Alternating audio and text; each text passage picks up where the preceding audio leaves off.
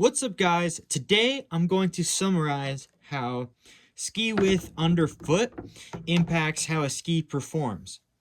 And this is a complex topic, but I'm going to do it simply and isolated to just that topic. So before we get started, please like and subscribe. I do not get paid by any of these ski companies. This is an unbiased review that I make on my own time to benefit you and your skiing ability. So with that, let's get started. Now, I have a bunch of skis here. I have my mogul skis, which are about 60 underfoot, ranging all the way up to my Candy 3.0s, which are 110 underfoot. And I have all these skis in my quiver because they do a lot of different things, and there's a lot of other variables in the ski. But for now, we're just going to talk about how the width underfoot impacts the skiing. So the width underfoot is usually the thinnest point of the ski.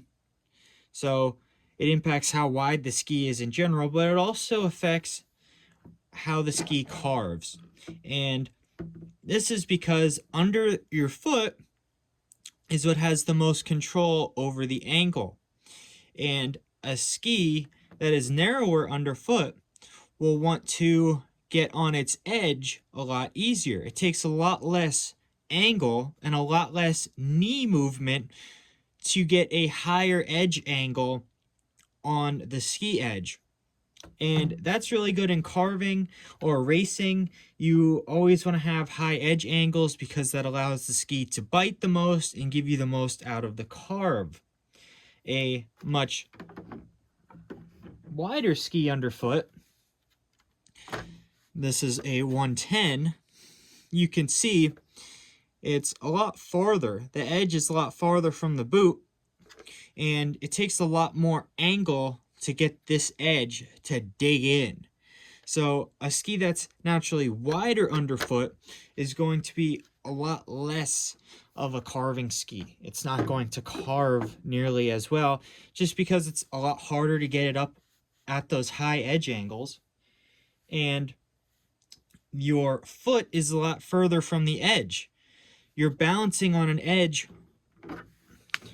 way out here, right? Way out here. Your foot, the center of your foot is right here, but you have to balance on edges way out here. It's a lot more unnatural than with this ski if the edges were literally right under your toes. And skis are made with that in mind. A ski that is a lot thinner underfoot, like this ski, is made for short, steep carves. This is a mogul ski, and it's very similar to a slalom ski. In ski racing, slalom skiing is the most short, quick turns. And on a mogul ski, you are in the moguls, and this thin underfoot allows you to change edges very quickly and get relatively high edge angle in very short turns. So another benefit to a thin underfoot is it allows you to change edges very quickly. That makes you not only get a better carve, but a much faster, shorter, much faster, easily able to switch sides. So you can turn the ski a lot faster and get it up on edge a lot faster. Typically, these skis come paired with a camber and a decent side cut that makes the ski want to get on edge very quickly.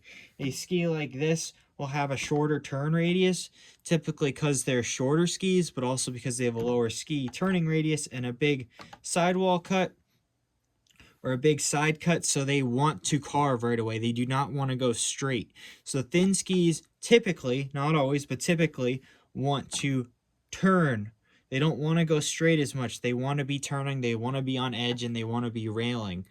Whereas this big ski, the 110, does not want to turn, and if it does, it wants to take really long turns because of the radius and the side cut alone. Not to mention, it's much easier to stay flat. It's harder to get it up on edge. So naturally, it wants to go straighter and it wants to go faster, and do long sweeping carves, whereas something thinner underfoot wants to do really short, tight turns and does not want to go straight or really long gliding turns. So what does that mean for these guys in the middle? I got my Elon Puzzle, who's about 85 in the middle, and my Bent 100s, or 100 in the middle. And these guys are kind of the mix of both. So what you'll notice is that skis that are more for hard pack groomers typically going to range in the 80 to 95 range, sometimes 70 to 90 range, because, well, it gives you more all mountain, and it doesn't, something thinner really wants you to carve, and it really requires you to be on edge all the time. Something a little wider has a little bit more slack, will give you bigger turns, more all mountain. You don't always have to be on the ski, and you can go straighter and a bit faster, and it wants to make those bigger turns, like I said. So it's a good mix, a good step up from a short, really short turning radius ski to something more in the middle. I think these are like a 17 radius or something like that, or an 18. And they also provide a good mixture for soft snow conditions. The thinner the ski, the worse it's going to perform in any type of soft snow, because you're going to sink in and the edge is going to get buried in the snow. The bigger guy, the 110, he's going to float above the snow and naturally just make more skidding, floaty turns, because you're not going to be able to edge in soft snow because you're going to be floating above it. Whereas this guy's gonna dive. So if the snow is real soft, you'll be bogged down. Like, let's say we had a foot of powder. The 60 centimeter, especially rock or cambered, is going to dive right to the bottom. You're not going to get any float, and you're going to get caught up and held down under the snow. It's going to be really hard to carve, and you're going to sink. Whereas with the 110, you're going to be floating totally above the snow, feeling bottomless, and you're going to be skidding or taking long arcing turns in the powder. You're not going to be carving with high edge angles in the powder. So that's what a wider ski is made for, and anything on its way up is made for softer snow conditions.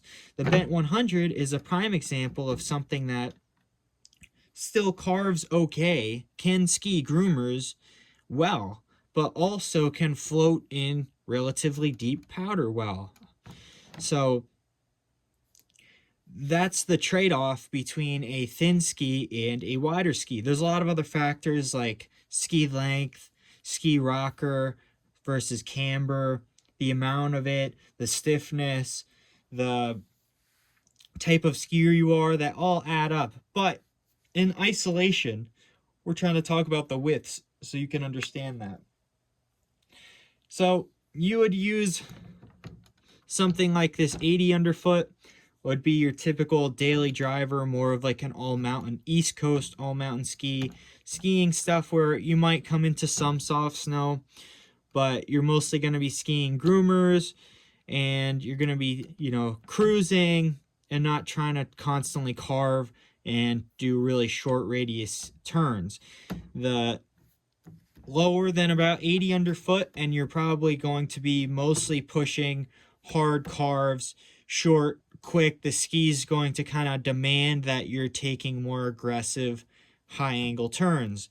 You can lax up a bit on the 80s, and on the 100s it's going to be even harder, right? Because on the 80s you're still close to the edge, so you could make decent carving turns with it, but on a 100 you're starting to favor more soft snow because your edge is all the way out here.